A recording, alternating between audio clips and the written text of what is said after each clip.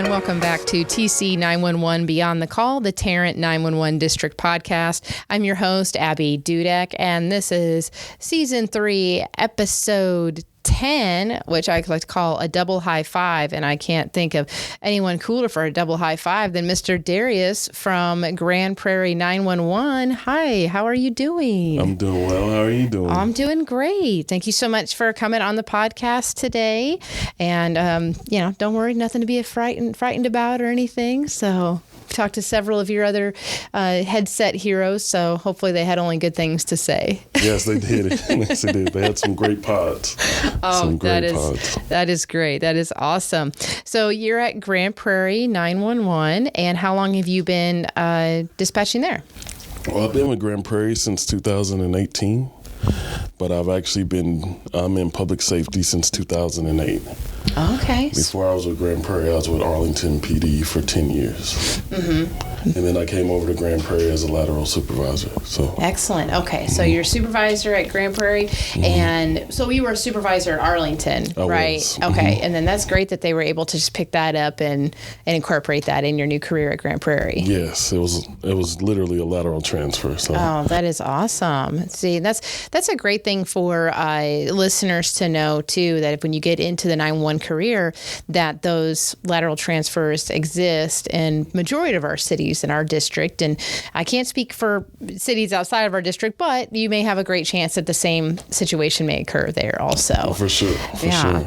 So you entered public safety and you said 2008. Yes. Oh, wow. Yeah, I've been doing it now for almost 16 years. That's crazy. Yeah. I'm kind of excited too, because we have a connection, because that's when I started going into public safety, the 911 also. So there you go. Has it really been 16 years? It's almost 16 for me. Yeah, it'll be 16 for me in December. Oh. Yeah. When did you start? My first put on my first headset April of 2008. Wow. Yeah. And so I've been in public safety ever since then. 16 for you too. I know. Wow. When you say it like that, it's like, ew. It makes it seem like, man, we're ancient now. Like, what happened? Goodness. Well, that's cool. So what got you into public safety? Like, what made you decide to apply at Arlington, obviously, at that time? Well, funny story. I actually got rejected at Grand Prairie in 2000. You're not bitter about that, right? Not at okay. All. Not at all. Not at all. I always say it's a minor setback for a major comeback. So, and I'll tell that story. So, yeah, in 2008, I applied for Arlington PD as a dispatcher because I was really searching for a career. I had a child in 2006, and the dead-end jobs or the jumping from job to job was just something that I couldn't do anymore. I needed some stability, and I needed some stability for my daughter and myself. And so I was looking at different careers, and 911 piqued my interest. You know, I like the fast-paced environment. I like being able to think on the fly and create things on my own and just really problem solve at the drop of a hat. So that's why I was looking at 911, and I stumbled across Arlington PD after Grand Prairie rejected me, and started my career there. So. Oh, that is wonderful. That is awesome. And then when did you get promoted to a supervisor, or was there other steps prior to that, like CTO or? No, I actually I was a dispatcher for Arlington for 4 years before I promoted to supervisor. Okay. So I did mainly police dispatch there in Arlington, and then in 2012, I was promoted to supervisor. Oh, wonderful. That is wonderful. And do you train also? Does that come in with it too, that you? I do train. Well, in Arlington, I trained newer supervisors, and I trained the people who were on my hiring team. So I was actually put over hiring when I got promoted, and I did hiring for Arlington, and I also do hiring now for Grand Prairie. Oh, fabulous, fabulous. And Grand Prairie is currently hiring. I believe you have 2 positions. Yes, we have 2 positions open. Mm-hmm. These are 2 new positions, but we are actually fully staffed. You are fully staffed? Oh, that is fabulous. I like to hear that out of dispatch centers. Yes. It's a great thing to hear that if you guys are fully staffed. So you're fully staffed, but so here it is, the emergency. I'm on my website, which is tc911.org, where y'all can see the list of 911 centers in Tarrant County in our district that are hiring. And we have emergency communications team lead for Grand Prairie, and that just opened up not that long ago. Yes, it did. It opened up about, I would say about 2 months ago now. Was it 2 months already? Oh my gosh, I feel like it was just the other day that Aubrey had me put this on the website. It's like dog years for me. Oh my goodness. And then I believe you have another one on here also, or that one might have actually expired already. Because if it's expired already. Because if it's expired and on there, then I can't obviously have it on there. If there's nowhere for people to click, I can't have it on there. So at least you got one there. So that's great. So you have your frontline dispatchers, and then you have team lead. Is that the next step up? So if I was a frontline dispatcher, I could apply for the team lead position? Yeah, there's a couple of different steps in there. So for us in Grand Prairie, we have what's called the ECSs, which is your line level employees. And then from there, we have what's called a SME position, which is your subject matter expert position. And then after that, you have your CTOs, which are your communication training officers. And then from there, you have team lead and then supervisor. Oh, okay. All right. So they're looking possibly for a nice lateral move like you came in also. Okay. Well, that is fabulous. You getting a lot of bites off of this one? I would think so, yes, for sure. Good. Yeah. Good. I tell people all the time, like when they hired me from the outside, I was Grand Prairie's first and last supervisor hire, so you could take that how you want. Either they did a really good job or they don't want to repeat the process. But since they are hiring team leads from the outside, if people are interested, I encourage them to apply. Yeah, sure. It's a great place to work. Oh, that is so good to hear. That is awesome. So yeah, folks, you can go on our website at tc91.org to see this job post that will take you to the City of Grand Prairie's HR site that will have everything that you need for the job, for job description and pay and everything like that. Or you can go directly to the City of Grand Prairie if you like, whichever you feel fit. But yeah, you heard it right here from the horse's mouth. He gives Grand Prairie 5 stars. So 5-star review. 5-star review. Yes. So is that on the Google? Yes. Did you review it on the Google? Okay. It's on the Google, the books, the Instagram. It's on all the social media. Nice. That is lovely. Yeah. Well, that's cool. When you started 911 back in 2008, did you see yourself staying in the career for 16 years? No. Actually, I actually wanted to be a firefighter. Oh, really? And I felt like this was a step in that direction, but then I just fell in love with the career. Like, I didn't have to expose myself to physical danger. I mean, obviously there's trauma that we have to deal with, handling these calls and dealing with some of the things that we deal with, but it wasn't as much as a physical danger that I had to expose myself to. So yeah, absolutely. Yeah. And you're not the first or the last dispatcher I know that will say that. In our past episodes, there have been dispatchers that were like, well, I wanted to do this, but I just fell in love with it. And I was going to do this, but I fell in love with it. They want to be paramedics or they want to be officers or something. So to me, it makes me really smile. It gets me right in the feels when a dispatcher is like, I just fell in love with it and I couldn't let it go. That's exactly what it was for me. I didn't really understand what my calling was, and I think I was really just searching for something. And you go through life and you try to figure out how to figure this thing out, this life out. We're all on our own journey, trying to figure things out, and I was just bouncing from place to place, trying to find something that sticks. Yeah. And then I came into 911, and it was just like, this is my calling. I get the fulfillment of helping people. I also get to challenge my brain daily, which is something that's been a great help to keep me engaged and involved. So yeah, absolutely. I love brain it. Training is actually, we always think of training. We always think of, well, we got to go to the gym and use our muscles and all of that.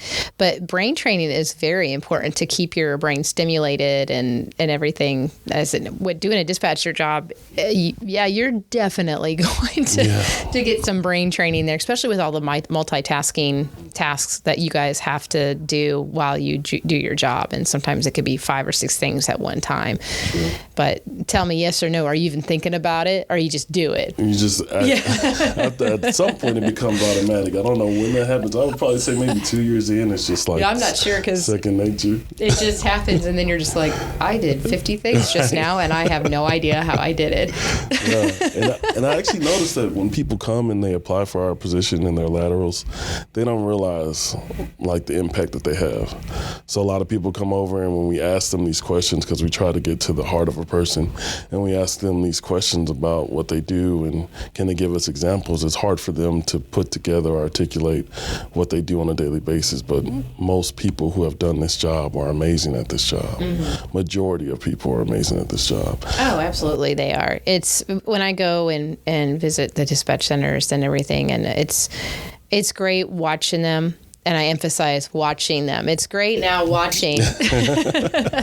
I've been out of it, over 7 years now, and seeing everybody now, I'm like, no, you got this. Yeah. I don't think I'd be. At first, I'm just like, I don't know if I could go back into it, because it's even changed so much since then, and everything. So watching everybody else, I'm just like, it's like Allstate. Nope, everybody's in good hands. Right. So you guys, we all are good. It's great. So firemen, huh? So did you have anybody in your family that was in public safety at all, or is it just firemen were cool? Firemen were cool. I actually grew up in the inner city, so I really didn't have a lot of access to people who really had any kind of careers when it came to public safety. Okay. So it was just kind of something that I thought that I could do, and so I wanted to do it. But yeah, and then I like to help people, and I didn't want to be a police officer. So I feel like there's a lot of running involved. Yeah, exactly. So I'm going to go ahead and exit stage left on that one. Yeah, I was like, I don't want to do that. I don't want to do that. So then I was like, well, firefighter's the next best thing. Yeah. And I was like, this will get me in the door. And then I came in the door, and I never wanted to leave it. Like, it's been great for me. That's awesome. Have you ever gone to your fire station and like just kind of toured or hung out with them for a day or anything? Yeah, it's funny because when I first got hired on, I actually became friends with some of the firefighters, and we did this Spartan run together. Like they were trying to get me ready to come over, and then when in Arlington they had civil service, so you just had to be a EMTI at the time, which is just like an intermediate paramedic. And I went to school to do that, and I was in the process of getting that done, and then I was like, you know what? As fun as this is not for me. I would always feel like I would want to be back sitting in the chair with these headset on and making sure that everybody gets the help that they need. So yeah, absolutely. I completely understand that. So did you ever dress up in the full bunker gear? Yes, I did. I even climbed the ladder. I climbed the 30-foot ladder or whatever it is. When it was like 115 degrees outside? When it was pretty hot. Ew. I've put on the full bunker gear one time, but it was just more like, oh, hey, try this on. So the department I was at had one of the smaller guys, shorter and stuff, that was matching my size, and then I put his bunker gear on, and I was like, I don't know how they do it. That's like an crazy. Extra 40, 50 pounds, and it's hot. Yeah, and this was actually, maybe in the spring or something, so it wasn't too bad. Maybe like what it is today, like 65 or 70 or whatever. But it, going and maneuvering and doing all that stuff, and your vision is completely not. There's not like regular vision. I mean, you definitely have some peripheral blockage and stuff because of the mask you have to wear and everything. So breathing is difficult. Oh yeah. And then at times if you do a structure fire, you have to talk on the radio. I know. And I don't know if you've been in there when a structure fire is so hard to understand. Oh yeah, absolutely. Yeah. When I dispatched and we had structure fires, and you have to document what they say, I'm just like, I don't know the translation to that one, but we're going to do our best and put down. That's when you're like, oh, thank God it's on the play. Please be on the playback recording when I go back and listen to it. So that's, yeah. Well, you know what? I have no doubt that the 911 entity is not just blown away that you're in there and doing your thing, because you are such a great asset to 911. So I appreciate that. Yeah, not a problem at all. Can you think of a call maybe early on in your career that really solidified you being a dispatcher? Yeah. I can think of two. Great, let's hear them. I'll give you my first one is when it was in 2011. Arlington had 3 tornadoes hit Arlington at the same time. Oh my gosh. And so I was on the side of town that got hit first. And by proxy, all the other subsequent damage had to come to my side of town as well. Mm-hmm. So I'm on this side of town and the tornado is going off, sirens are going off. People are keying up on the radio that are off duty saying, hey, mark me out at this place. You know, we have this kind of damage going on here. There's people trapped. You're cutting fire and sending EMS to certain places. It was just chaos, complete chaos. And I don't know how I controlled everything. I just remember that I was just going on autopilot. And then at the end of it, when everything calmed down, one of my supervisors came up to me and was like, I'm glad it was you because you handled that really well. Wow. And when they told me that, I was like, I guess, you know, that was a stamp. Like, I made it, you know. Yeah. How long you said 2011, so you had been 3 years. So about 3 years. Mm-hmm. That had to have been epic to hear. Oh, it was crazy. It was probably the craziest time on the radio I've ever had. Oh, just with my gosh. all the moving parts and everything that was going on, the way you have to split your mind to do so many different things at once. And sure.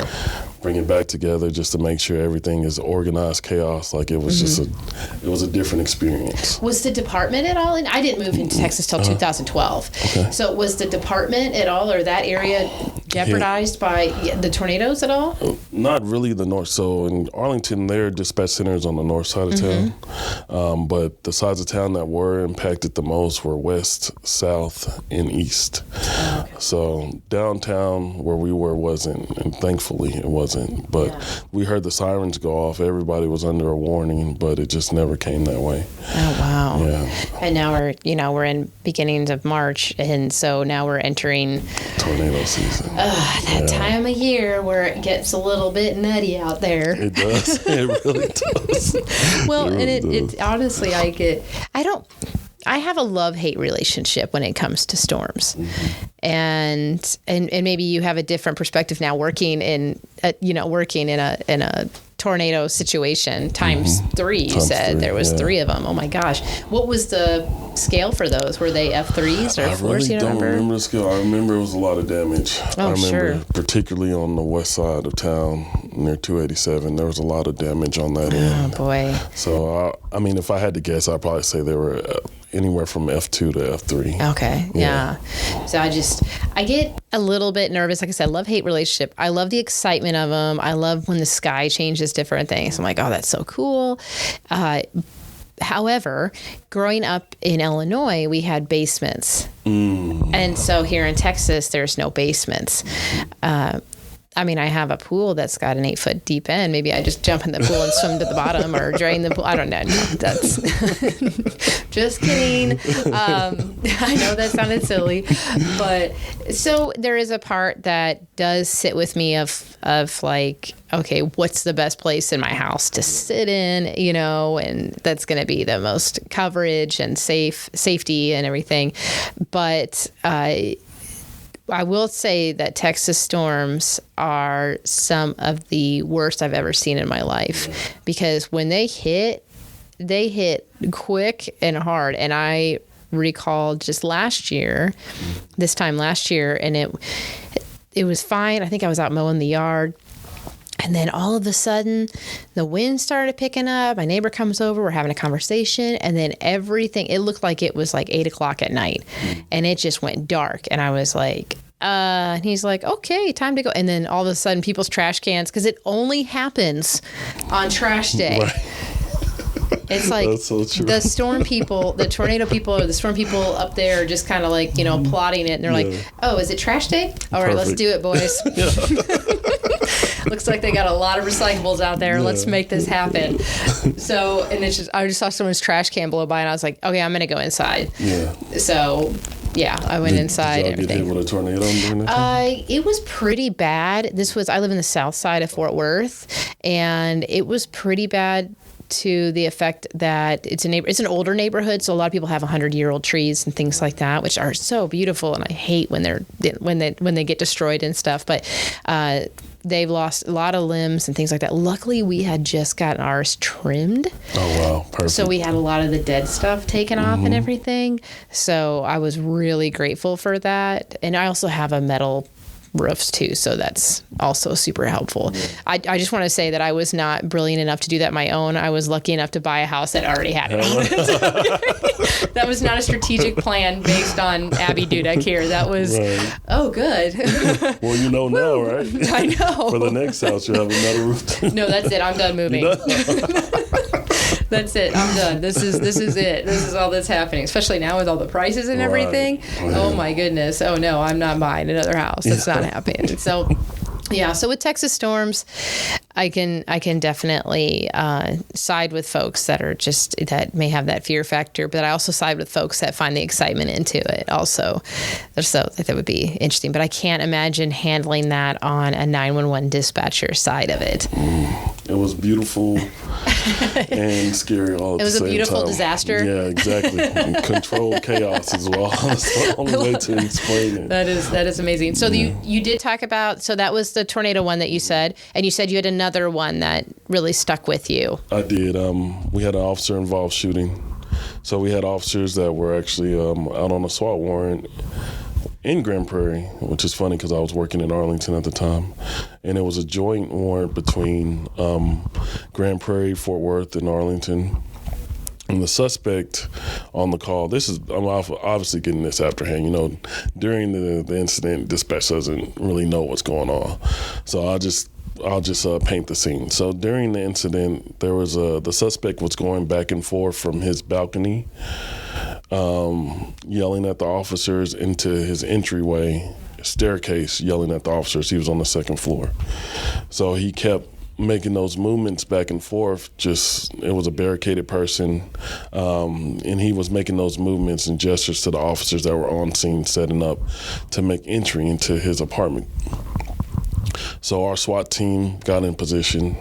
They put the bear in position, and as the bear is driving... Is the bear the electrical robot thing that goes in and does stuff? The bear is the big... So this is going to sound crazy, but back in the day... Back in the day, they didn't have the electrical robot. They had just the big vehicle. So the bear is a big armored vehicle.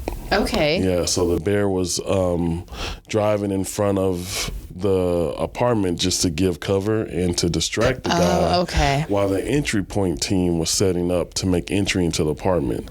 So this was a bad guy. He had a hostage that they didn't know at the time, but he had somebody inside the apartment with him, and they were going to grab him. I don't know what the warrant was for, but they were going to get him.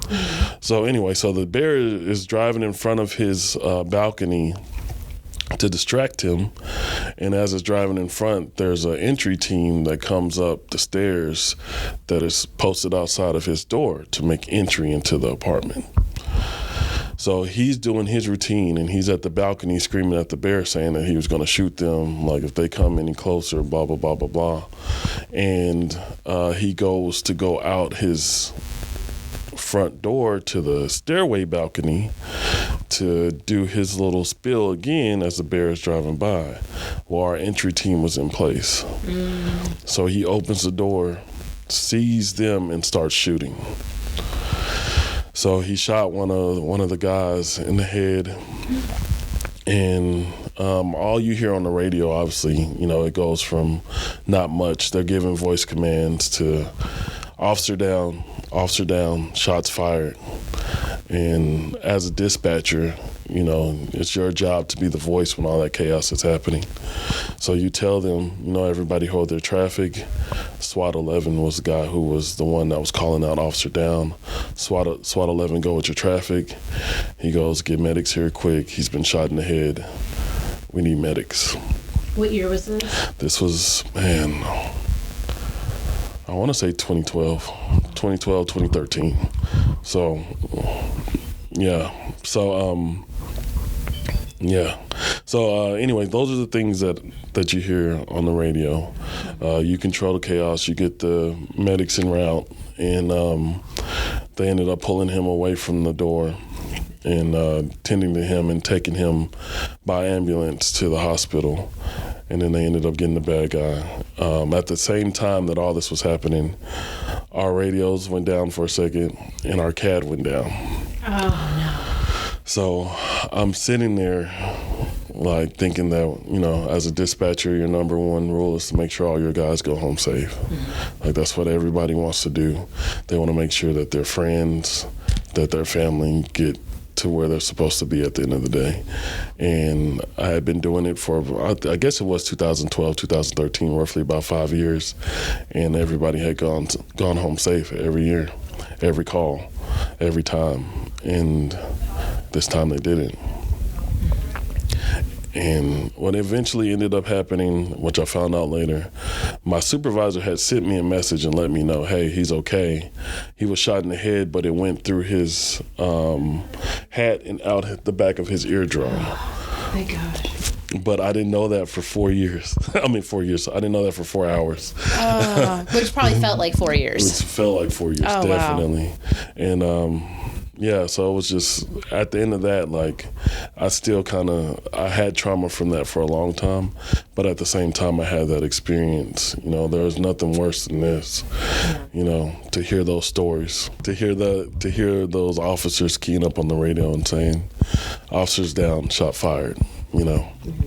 So those are my moments that I think about the most.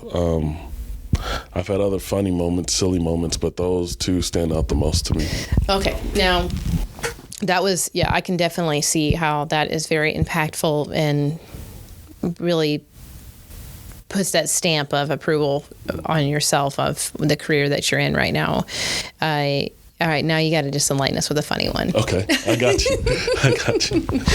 So when I was in training in 2008 on the channel, and shout out to Mitch Pennywell, who was an amazing trainer. Oh, MP. Yeah, MP. I think he's been in 911 now for about 35 years. Yeah, something like that. We love you, MP. We love you, Mitch. So he was my trainer. And we were doing well. Like, I was rocking and I was rolling, and I felt like, you know, I'm starting to get the hang of this. So we get these calls, and in Arlington at the time, when you got an emergency call, it showed up like this pewter green color, like this ugly color, this terrible color.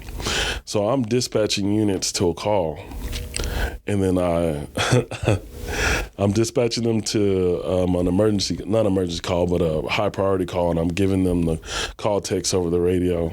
And then I get this assist officer that pops up on my screen, which is a pewter green color.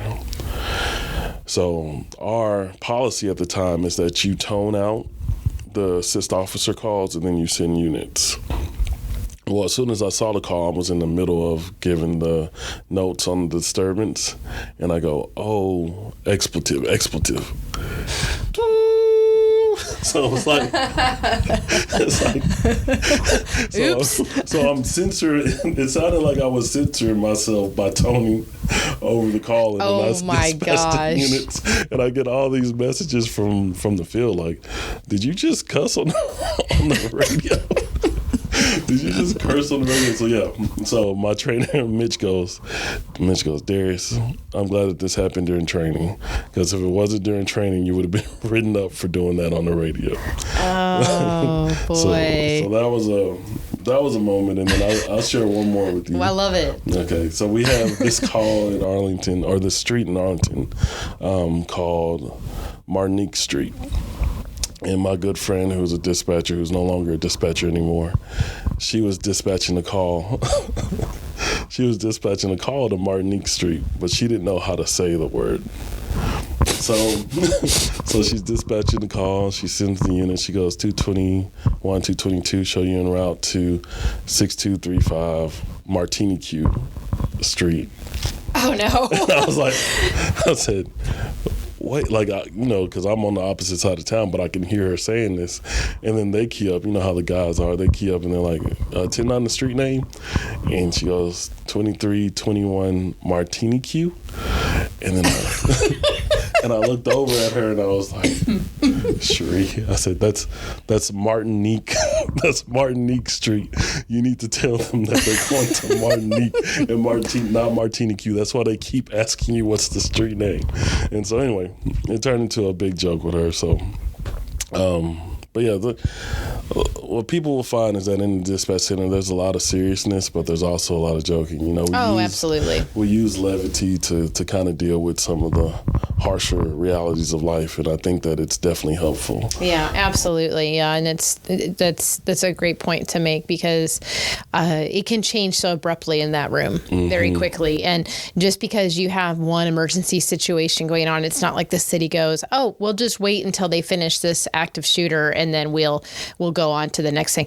You can have multiple things that are extremely high priority at the same time. Yes, and back to back. Yeah, and that can be extremely nerve-wracking. Sometimes I can even feel the feeling of fear of like, oh my gosh, because your main goal undoubtedly is to do the good job and to bring everybody back safely and everything. So, wow, that's like I like the funny ones are great, but that one with I am happy to say that I never had an officer involved shooting while I was on duty and when I was a dispatcher. So I can never imagine that's like to do that. Just everything just feels like it would just drop to the pit of your stomach and just like, oh gosh, It's definitely a unique experience.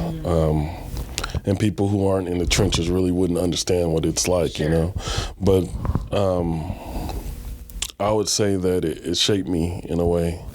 I think that a lot of times we go through dispatching, just going through the motions, trying to figure things out, and not really paying that much attention to how serious the job is sometimes. Sure.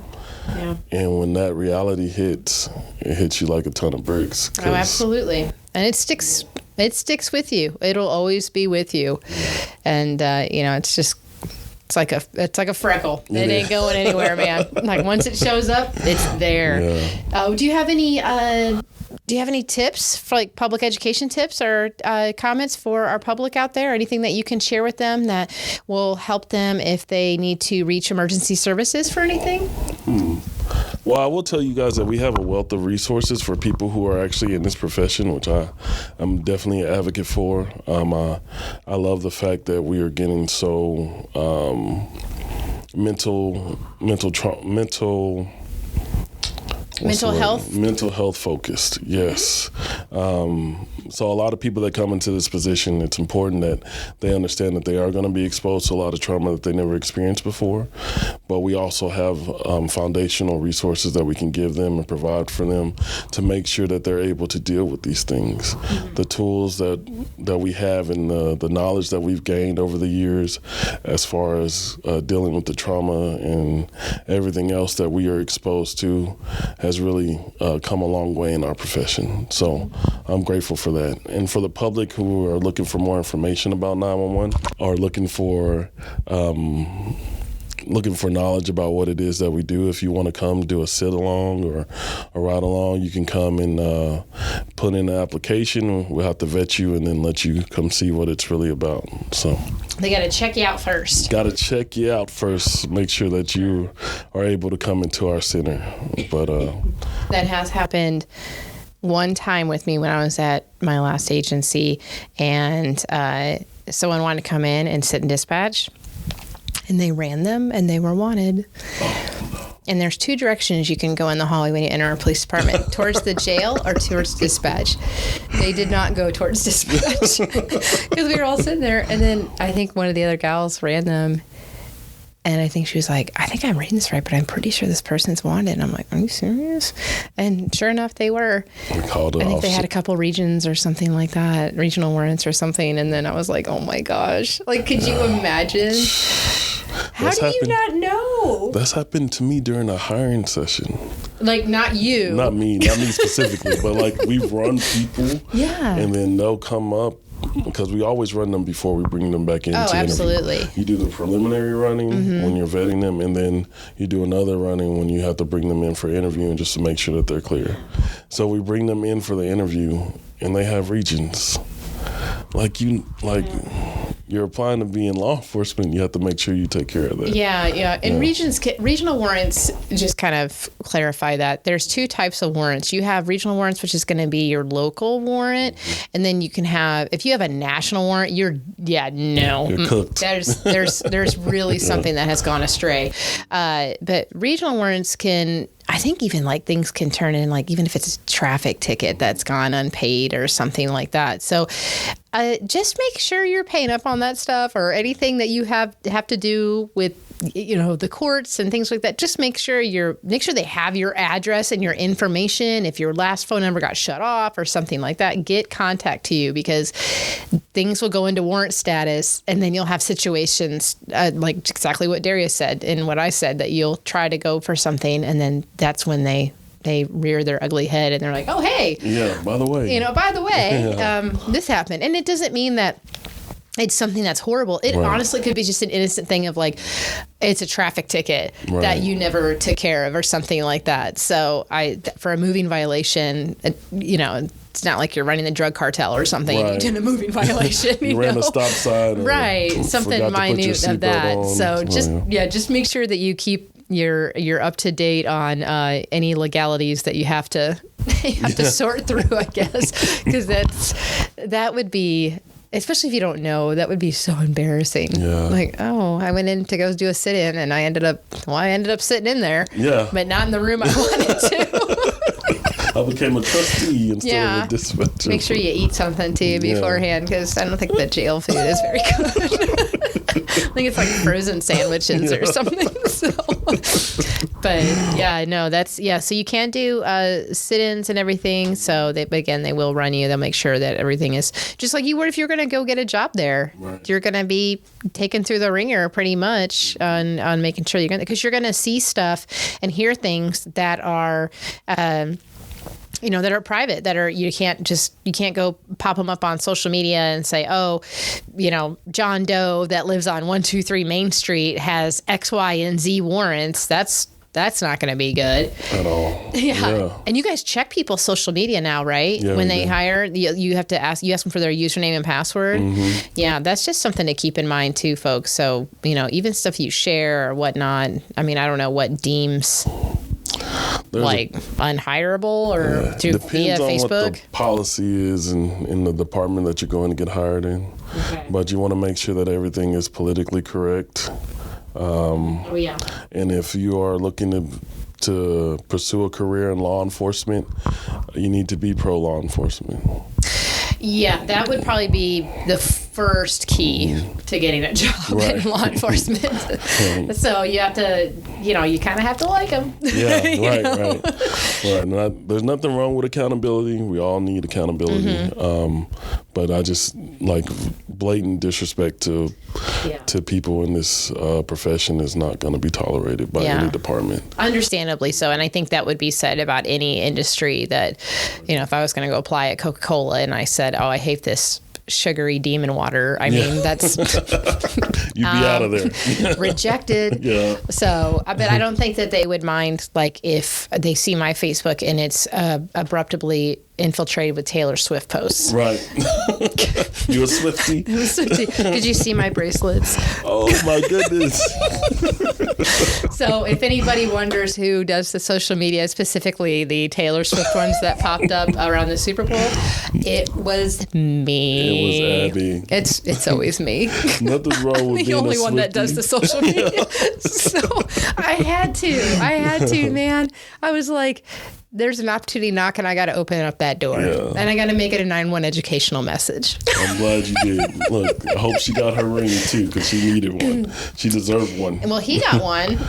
Maybe not the same one that she may or may not want. I don't know, but we'll follow into that. Someone's listening to this podcast going, oh, Taylor Swift was mentioned in this podcast. Like, there's no escaping. It's been so long since the Super Bowl. What the heck? What can I say? Yeah. Shake it off. Shake it. I love it. That's awesome. Well, Dareas, thank you so much for coming on the podcast and taking your time out of your day. Are you off today or are you? No, I'm still on the clock. You're on the clock? Okay. Yeah, I'm about to head back as soon as this is done. Well, that is fabulous. Well, send my hellos and howdies to everyone there at Grand Prairie. And again, thanks for coming and joining us today. And everyone listening, thank you so much for your support and listening to this podcast. And if you need to catch up, you got plenty of stuff that you can listen to at TC for the TC 911 Beyond the Call podcast. You have season 3, we have season 2, and season 1. So if there is not anything good on TV or there is not a Taylor Swift documentary that you are watching, you can go back and listen to our podcast and get to know a lot about the Tarrant 911 district niche with our staff here at the office, supervisors in the county, and dispatchers in the county also.